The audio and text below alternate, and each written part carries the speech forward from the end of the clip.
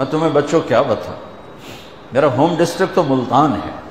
1818 میں رنجیت سنگھ نے ملتان فتح کیا، 1818۔ مظفر خان رحمۃ اللہ علیہ کی حکومت تھی، 5 بیٹوں سمیت وہ شہید ہوئی۔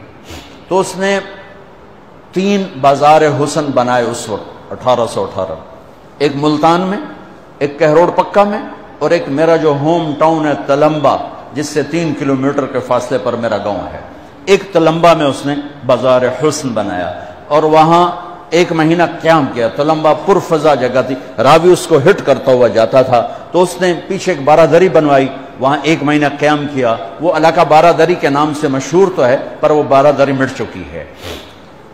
چند سال پہلے مجھے خیال ہے، میں ساری دنیا پھرتا ہوں، یہ بازار حسن کی بچیاں میں کبھی جا کے ملا نہیں، کبھی جا کے ان سے میں نے بات نہیں کی، اور اس بازار میں گزر بھی جاؤ تو تہمت لگ جاتی ہے۔ تو میں نے کہا کل قیامت کے دن میرا گریبان پکڑ لیں یہ ساری لڑکیاں کہ ساری دنیا نے تبلیغاں کی تھیں، ساڑھے کل کدھا آیا ہوں۔ میں نے ان سب بچیوں کو جمع کیا، پھر ان میں بیان کیا، کوئی لمبے چوڑے فلسفے نہیں، صرف اتنا بتایا کہ اسلام میں عورت کا مقام کیا ہے۔ بس جب ماں ہو تو کیا ہوتا ہے، جب بیٹی ہو تو کیا ہے، بہن ہو تو کیا ہے، بیوی ہو تو کیا ہے، یہی بڑے رشتے ہیں۔ ہو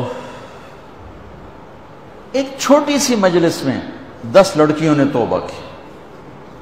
2-3 دن گزرے، مجھے ملازم نے کہا یہ باہر 2 عورتیں آئی ہیں تو مل دیاں، سائل آتے رہتے ہیں۔ میں نے کہا تو انہوں فارغ کرو، میں نے کیوں مل دیاں، جو انہوں فارغ کرو۔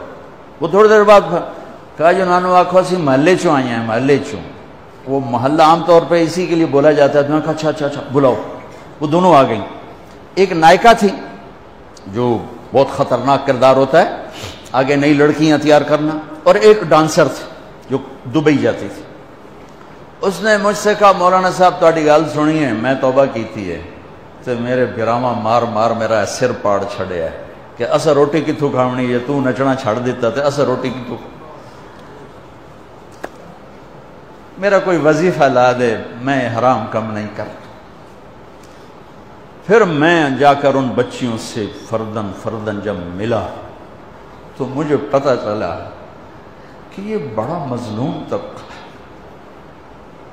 سردار صاحب رہتا ہے اور غریب کی بیٹی طوائف بن جاتی، میاں صاحب رہتا ہے اور گھنگرو پہننے والی طوائف کا داغ لے کر ہی قبر میں جاتی ہے، شیخ صاحب رہتا ہے، چودھری صاحب رہتا ہے، مار صاحب رہتا ہے، لیکن غریب کی بیٹی طوائف کا داغ اپنے ماتھے پہ سجا کے قبر میں چلی جاتی۔ پھر میرے بس میں جتنا تھا میں نے چند دن پہلے میں گیا تو میں نے اس سے ایک سے کہا، میں نے کہا اپنی اس بچی کا تو رشتہ کر دے، میں سارا خرچہ اٹھاؤں گا۔ میں کہا میاں صاحب طوائف کے کوٹھے پہ کون آئے رشتہ لے؟